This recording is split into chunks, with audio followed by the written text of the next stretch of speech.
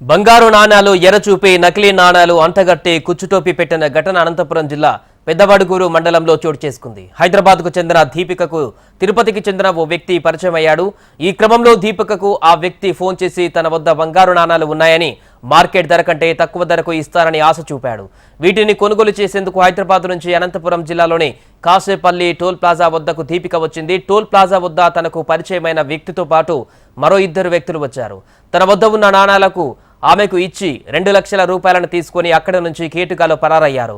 అనంతరం దీపిక ఆ బంగారు నాణాలను పరీక్షించగా అవి నకిలీవని తేలింది. మోసపోయానని గ్రహించి వెంటనే పెద్దవడుగూరు పోలీసులను ఆశ్రయించింది.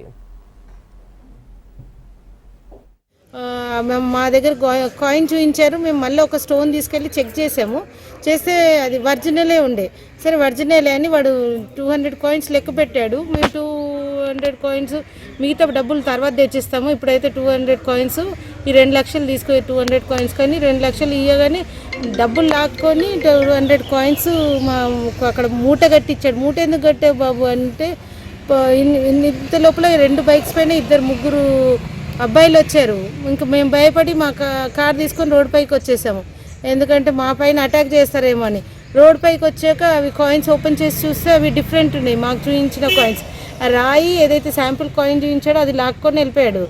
ఆ కాయిన్స్ని మేము ఏం చేసాము, ఇమీడియట్లీ నియర్ బై గోల్డ్ షాప్లో వెళ్ళి టెస్టింగ్ చేయించాము. అది డూప్లికేట్ అని చెప్పారు.